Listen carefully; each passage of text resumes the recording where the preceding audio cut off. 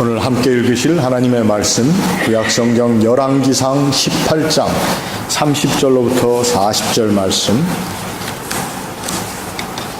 우리 다 한 목소리로 읽겠습니다. 엘리야가 모든 백성을 향하여 이르되 내게로 가까이 오라. 백성이 다 그에게 가까이 가매 그가 무너진 여호와의 제단을 수축하되 야곱의 아들들의 지파의 수요를 따라 엘리야가 돌 12개를 취하니 이 야곱은 옛적에 여호와의 말씀이 임하여 이르시기를 내 이름을 이스라엘이라 하리라 하신 자더라. 그가 여호와 이름을 의지하여 그 돌로 제단을 쌓았고 제단을 돌아가며 곡식 종자 두 세알을 둘 만한 도랑을 만들고 또 나무를 버리고 송아지에 각을 떠서 나무에 놓고 이르되 통넷에 물을 채우다가 번제물과 나무 위에 부으라 하고 또 이르되 다시 그리하라 하여 다시 그리하니 또 이르되 세 번째로 그리하라 하여 세 번째로 그리하니 물이 제단으로 두루 흐르고 도랑에도 물이 가득 찼더라. 저녁 소제 드릴 때에 이르러 선지자 엘리야가 나아가서 말하되 아브라함과 이삭과 이스라엘의 하나님 여호와여 주께서 이스라엘 중에서 하나님이신 것과 내가 주의 종인 것과 내가 주의 말씀대로 이 모든 일을 행하는 것을 오늘 알게 하옵소서. 여호와여 내게 응답하옵소서. 내게 응답하옵소서. 이 백성에게 주 여호와는 하나님이신 것과 주는 그들의 마음을 되돌이키심을 알게 하옵소서 하매 이에 여호와의 불이 내려서 번제물과 나무와 돌과 흙을 태우고 또 도랑에 물을 핥은지라. 모든 백성이 보고 엎드려 말하되 여호와 그는 하나님이시로다. 여호와 그는 하나님이시로다 하니 엘리야가 그들에게 이르되 바알의 선지자를 잡되 그들 중 하나도 도망하지 못하게 하라 하매 곧 잡은지라. 엘리야가 그들을 기손 시내로 내려다가 거기서 죽이니라. 아멘. 참으로 예수 그 귀한 이름을 의지하며 살 때에 우리가 받은 증거가 많습니다. 그런데 종종 그 증거를 저희들이 당연한 걸로 생각할 때도 있고 또 그러한 마음 때문에 우리들이 봐야 할 것을 제대로 못 볼 때도 있는데 오늘 이 시간 찬양을 듣게 하시고 또 말씀을 듣게 하시는 하나님 앞에 감사를 드립니다. 우리 다 같이 기도하겠습니다. 하나님, 오늘도 저희에게 귀한 음성을 들리시며 또 그 음성 가운데 저희들이 나오게 하심을 감사합니다. 하나님 앞에 나와 듣는 이 말씀이 우리의 삶을 새롭게 하며 또 우리 가운데 있는 하나님께서 기뻐하시는 영을 다시 한번 새롭게 깨우침 받는 귀한 시간 되게 하여 주시옵소서. 감사하며 예수님의 이름으로 기도하옵나이다. 아멘. 구약 성경을 읽어보면 이스라엘 사람들이 가나안에 들어갔다고 하는 그 사실 자체는 하나님께서 주신 약속의 큰 성취라고 볼 수 있습니다. 하나님께서 이스라엘 백성들을 애굽에서 그 바로의 압제 가운데에서 구해내시고 40년간 동안 광야 생활을 통해서 그들을 연단하신 후에 또 그들의 죄악된 모습들을 다 하나님께서 정리시키시고 이제 새로운 세대, 소위 말하는 세컨드 제너레이션을 가나안에 들여보내셨습니다. 그리고 그 가나안 땅에 들어간 이스라엘 백성들은 그들이 가지고 있었던 어떤 석기 문화 말미에 그 작은 능력들을 가지고 이미 철기 문화권 가운데 살고 있는 가나안 땅에 들어갔습니다. 어떻게 보면은 우리들이 미국 가서 사는 미국 이민의 삶의 패턴과도 비슷한 것이었습니다.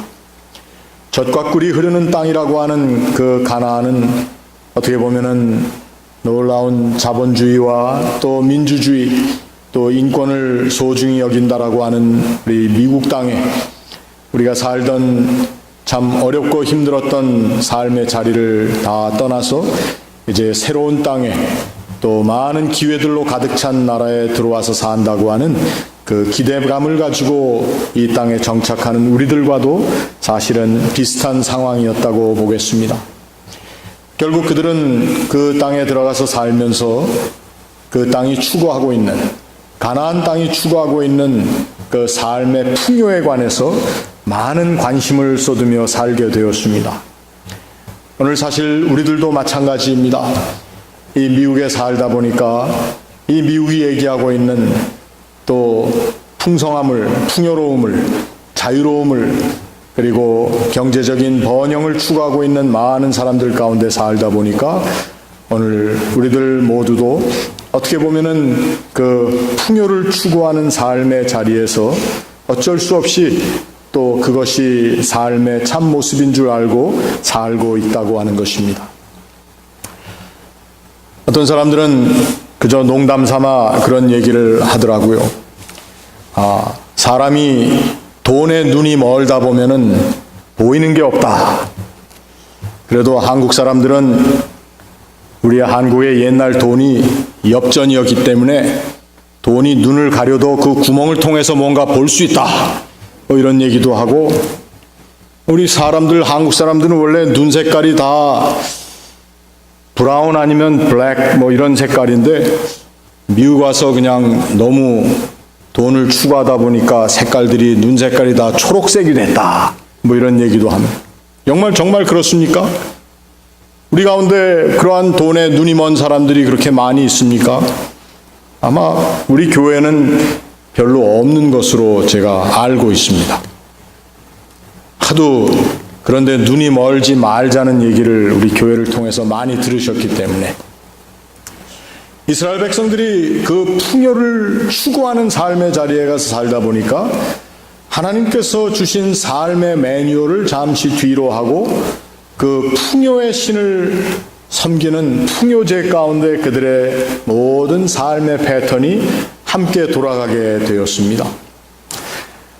하나님께서는 이것을 이미 알고 계시고 또 그들이 실족할 수밖에 없다는 것을 아셨기 때문에 지속적으로 광야에서도 말씀하셨고 그들이 들어가 살고 있는 가나안 땅에서의 삶 가운데도 하나님께서는 선지자들을 보내서 계속 말씀하셨습니다. 이방신을 섬기지 말라, 나 외에 다른 신을 섬기지 말라고 하는 그 가르침의 골자는 어떻게 보면은 이 땅에 만연하고 있는 풍요제 가운데 또 풍요의 신을 섬기는 그 문화 가운데 젖어들지 말라라고 하는 하나님의 말씀이기도 했습니다.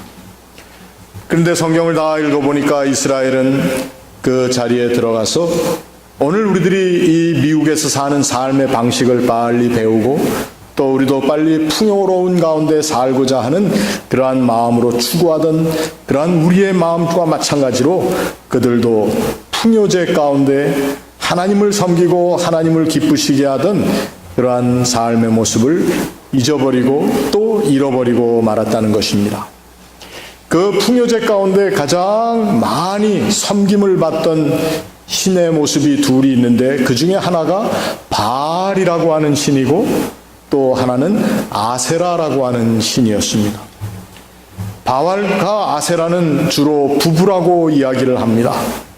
이 바알이라고 하는 이름의 뜻은 husband, 남편이라는 뜻입니다. 그리고 아세라라고 하는 그 이름의 뜻은 별이라고 하는 모든 것을 비추어주고 모든 것들 가운데 빛이 되어주는 그래서 이 아세라는 그 당시 사람들이 자신들이 농사짓고 또 모든 일, 육축을 먹이고 하는 일들 가운데 반드시 있어야 하는 빛이요 열의 근원이라고 생각을 했습니다. 바알은 그들에게 일할 수 있도록 또 땅에 힘을 주는 힘 있는 신이라고 믿어왔습니다. 그래서 이스라엘 백성들의 삶의 자리에 바알과 아세라가 대단히 깊숙이 자리를 잡고 있었다고 하는 것입니다. 그때 선지자들이 하나님의 부르심을 받고 그들로 하여금 그 풍요를 추구함을 통해 자신에게 가장 귀한 존재로 다가왔던 하나님을 잊어버리고 잃어버리는 일을 책망하기 시작했습니다. 그 바알과 아세라를 섬겨야만 나라를 잘 이끌 수 있다고 생각하던 그 왕들, 특히 아합이라고 하는 악한 왕으로 정평이 나 있었던 이 왕은 바알과 아세라를 더욱더 열심으로 섬김을 통해서 그 백성들이 잘 살 수 있다고 생각했던 것입니다. 오늘 우리가 살고 있는 이 땅도 마찬가지며 우리가 두고 온 땅도 마찬가지입니다. 나라를 이끌어가는 사람들이 무엇을 통해서 나라를 이끌어가느냐? 결국 백성들을 만족시키는, 그런데 그 백성의 만족이라고 하는 것이 그저 잘 살고 또 잘 입고 풍요로워지는 것만을 가지고 백성들을 이끌어야 된다고 생각하기에 그 잘 사는 방법이라면 하나님께서 기뻐하시지 않는 방법도 다 자기의 손에 잡아서 그렇게 살아야 된다고 생각하는 것이 오늘날 지도자들의 모습이었던 것처럼 그 당시 사람들도, 왕들도, 또 그 왕을 따르는 많은 지도자들이 다 풍요를 위주로 살았기 때문에, 또 풍요 위주의 정책을 폈기 때문에 바알과 아세라가 이스라엘 백성들의 삶의 중가운데 차지하고 있었다는 것입니다. 하나님께서 그 자리를 잃어버린 자리가 바로 이스라엘 백성들의 삶의 모습이었습니다. 오늘 우리가 읽은 말씀은 바로 이 자리에 엘리야라고 하는 하나님의 선지자가 나와서 이스라엘 백성으로 하여금 그들이 잃어버렸던 하나님 자리를 다시 한번 회복할 수 있도록 그들을 불러 하나님의 앞으로 이끌어내는 모습을 오늘 이 자리에 얘기하고 있습니다. 우리가 읽은 본문 말씀 30절에 보니까 엘리야가 모든 백성을 향하여 이르되 내게로 가까이 오라 하였습니다. 내게로 가까이 오라고 하는 말은 나라고 하는 어떤 한 개인을 얘기하는 것이 아니라 나를 보내신 하나님의 자리에 당신들이 가까이 와야 합니다라고 하는 아주 애절한 간구라고 볼 수가 있습니다. 엘리야는 이 큰 일을 또 하나님의 자리를 찾아드리는, 우리가 말을 잘 해야 되겠습니다만 물론 우리가 하나님의 자리를 찾아드리는 것은 아니지만 잃어버렸던 이스라엘 백성들의 마음의 자리에 잃어버려진 바 되었던 하나님을 다시 한번 회복하는 자리에 오늘 엘리야는 백성들을 불렀다고 하는 것입니다. 그래서 그 일을 하는 엘리야가 첫 번째로 한 것이 무엇이냐 하면은 오늘 본문을 읽어보면은 그가 여호와의 이름을 의지하여 이 모든 일을 했다고 그렇게 나와 있습니다. 32절에 그가 여호와의 이름을 의지하여, 물론 디테일한 것들이 31절에 다 나와 있습니다. 야곱의 아들들의 지파의 수요를 따라서 엘리야가 12개의 돌을 취하고 그리고 이 야곱의 하나님의 이름을 부르며 또 하나님께서 이 백성을 야곱의 이름을 따라서 이스라엘이라고 불러주셨다고 하는, 결국 이 민족은 이 세상의 모든 되어지는 그러한 풍조와 또 풍요라고 하는 것이 가장 좋은 길로 이끌 수 있다고 하는 이 세상의 사고와는 다른 하나님과의 관계성 가운데 풍요로움을 찾아야 하는 백성들이라고 하는 것을 다시 한번 리마인드 시켜주고 있다는 것입니다. 그래서 그는 여호와의 이름을 의지할 뿐만 아니라 하나님께서 그 백성들에게 주셨던 그 이스라엘이라고 하는 이름의 의미가 무엇인가를 그 모인 백성들에게 보여주기 원했다고 하는 것입니다.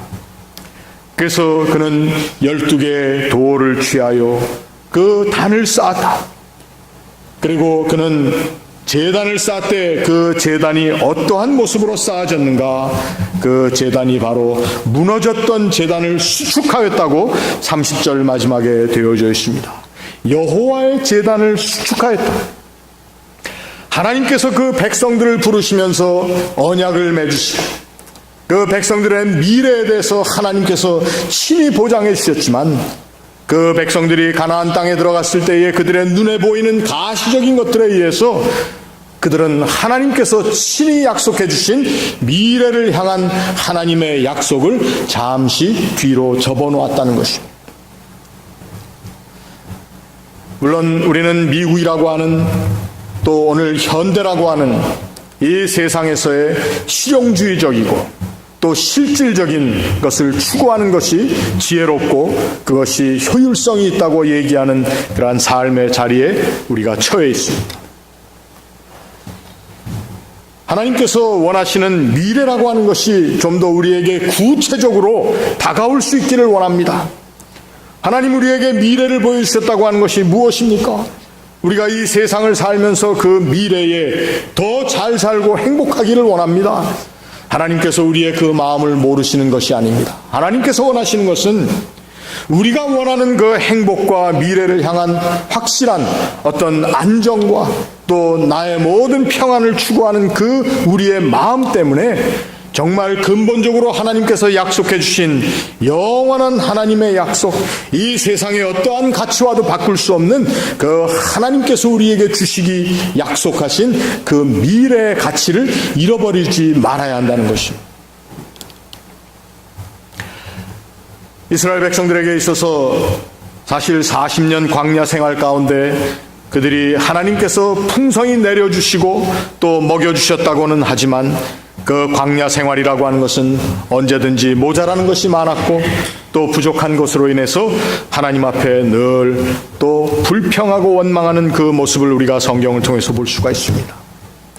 우리들 오늘 이 땅을 사는 우리들의 모습도 마찬가지입니다.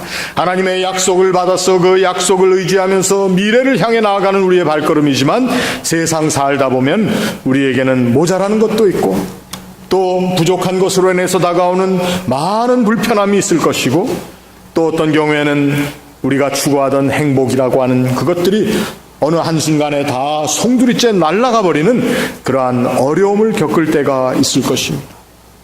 그때에 그 모든 심각한 문제들 가운데 우리가 무엇을 새롭게 우리의 마음 가운데 세워나가야 하는가? 이것은 우리의 인생의 문제라고도 할 수 있지만 우리의 신앙의 문제라고도 할 수 있지만 어떻게 보면 우리가 살아가는 매일 하루하루 매일 우리가 새롭게 생각해야 하는 우리의 결단이기도 하다는 것입니다. 엘리야가 처했던 그 상황이 어떤 상황이었는가? 우리가 다 본문을 18장 전체를 읽지 못했고 또 17장을 읽지 못했습니다만 거기에 보면은 하나님께서 보내신 선지자들을 이 아합의 부인 이세벨이라고 하는 여자가 다 죽여버렸습니다. 그래서 선지자들이 몇 명 남았나 보니까 많지는 많았어요. 선지 학교에 있던 사람들, 선지자가 되겠다고 하는 사람들을 아마 다 포함했겠지만 100명가량이 선지자가 있었는데 그 100명 중에 아무도 선지자로서의 일을 할 수 있는 사람이 하나도 없었습니다. 그리고 어떻게 보면은 그들을 살려놓아야지만 선지자로서의 그 모든 앞으로의 할 일들이 지속될 것 같은 마음에 오바댜라고 하는 사람이 선지자 100명을 50명씩 나누어서 숨겨놓았습니다. 그런데 그 숨겨놓은 선지자들 가운데 들지 못한 엘리야라고 하는 사람이 혼자 남아서 이제 아합과 이세벨 그리고 바알과 아세라를 섬기는 선지자들 450명 플러스 400명 950명과 싸움을 해야 되는 그러한 어떻게 보면은 계란으로 바위치기 같은 상황 가운데 있었다고 하는 것입니다. 그러한 상황 가운데 엘리야가 이 바알의 선지자들을 모아놓고 또 자기에게 나온 작은 수의 백성들이지만 그 백성들을 모아놓고 큰 대결을 벌인 사건이 바로 여기에 나와 있습니다. 엘리야는 갈멜산이라고 하는 그 산에서 이 대결을 벌였지만 저와 여러분은 이 세상을 사는 동안 내가 발붙이고 사는 그 땅 작은 몇 평 가운데 아니 내가 살고 있는 삶의 자리인 나의 삶의 터전 그리고 내가 맺는 모든 관계성들 우리의 인생에 있는 모든 국면 가운데에서 우리는 이 대결에 참여하고 있다고 하는 것입니다. 그래서 엘리야는 그 자리에서 몇 가지 우리가 무엇을 해야 할 것인가를 생각했는데 첫 번째로 그가 여호와의 무너졌던 제단을 수축했다고 되어 있습니다. 그리고 그 제단을 수축하는 내용 가운데 하나님께서 이스라엘에게 약속하신 야곱에게 약속하셨던 그 약속을 다시 한번 스스로에게 상기시킬 수 있는 12개의 돌을 취하여서 무너진 제단을 수축했다고 하는 것입니다. 이것이 바로 여호와의 이름을 의지한 엘리야의 한 일이었습니다. 우리도 정말 여호와의 이름을 의지하는 사람으로 이 세상을 산다면 이제 이 결단의 자리, 대결의 자리에서 우리 가운데 무너져 있는 하나님을 예배하는 마음에 무너졌던 부분들이 어디에 있었는가를 한번 생각해 볼 필요가 있다고 하는 것입니다. 물론 우리들은 시간이 바쁘고 또 해야 할 일이 많기 때문에 또 심지어는 성직자들도 교역자들도 우리가 하나님을 예배하는 예배 자리에 나온 우리의 심령이 많이 부족한 모습을 그대로 그저 간과하면서 나왔던 때가 얼마나 많은지 모릅니다. 그러나 오늘 이 자리에 나와 예배하는 여러분들, 또 저의 심령 가운데 하나님께서 주시는 어떻게 보면은 경책의 말씀일 수가 있는데, 우리의 삶의 자리에 내가 이 예배를 소홀하게 생각하며 또 이 예배를 바르게 드리지 못했던 나의 마음들이 어디에 있었는가 한번 찾아내어 볼 수 있기를 바랍니다. 여러분들 예배에 나와서 뭐 잘못된 것만 자꾸 지적당하는 것 같은 것으로 기분 나쁘게 생각하지 마십시오.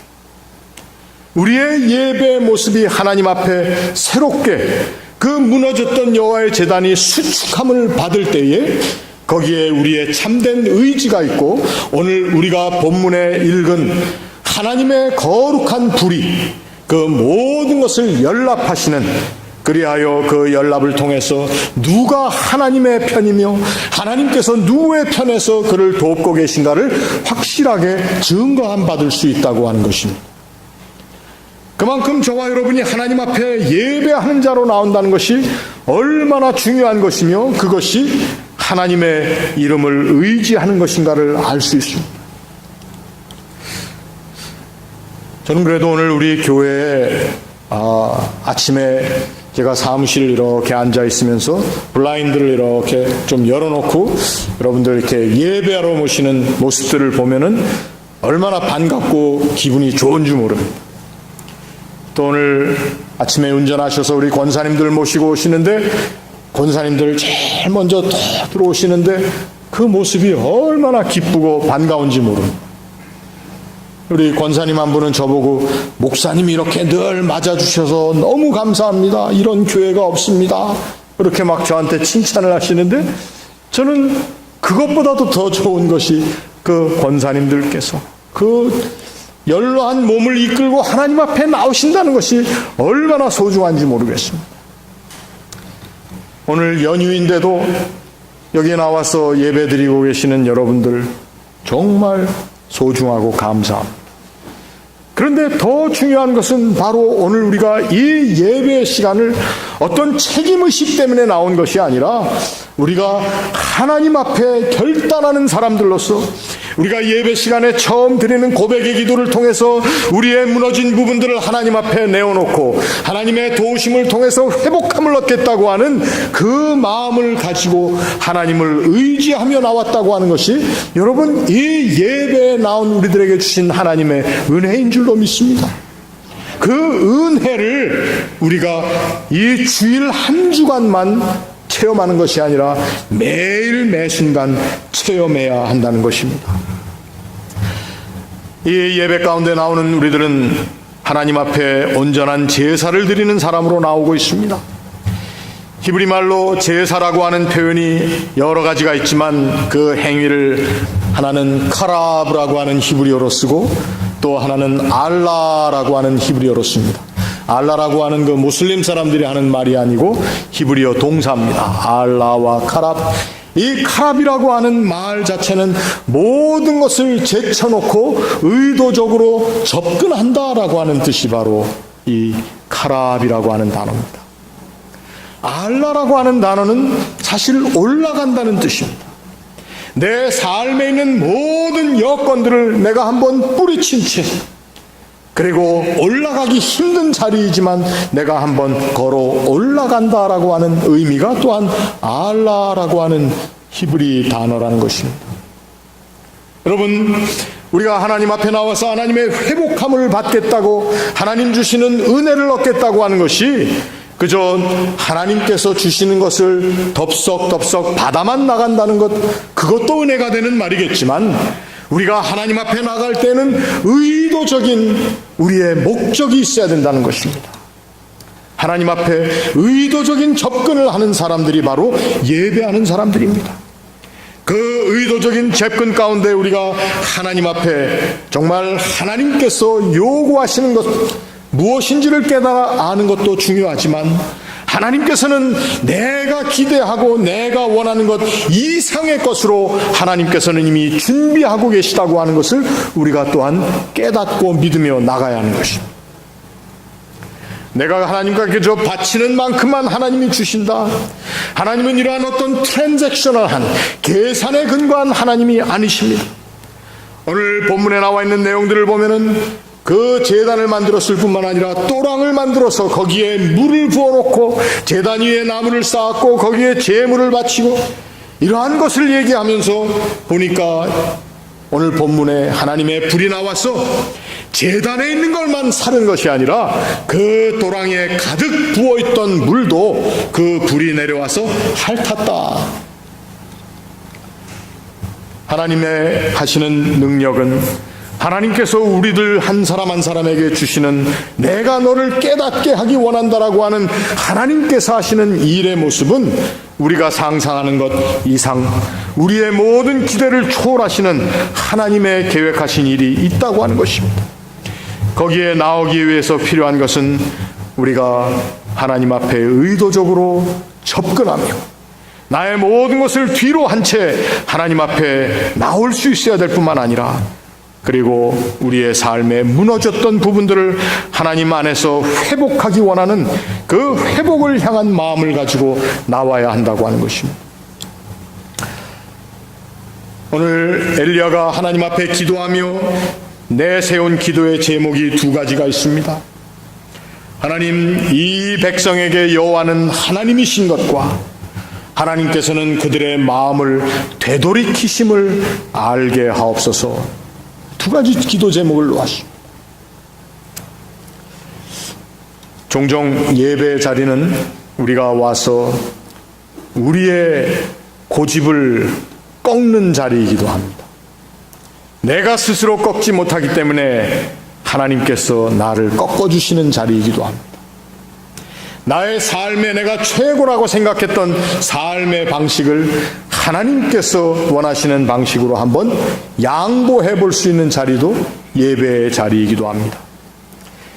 이스라엘 백성들이 바알과 아세라를 따르던 모든 자리에서 오늘 하나님 앞에 드리는 이 축축된 제단에 나왔을 때에 하나님께서는 그들로 하여금 하나님께서 원하시는 삶의 방향으로 그들을 돌이키시는 그 일을 하도록 하셨습니다. 그것이 바로 불로 내려 그 제단을 삼키신 하나님의 응답이었다고 하는 것입니다.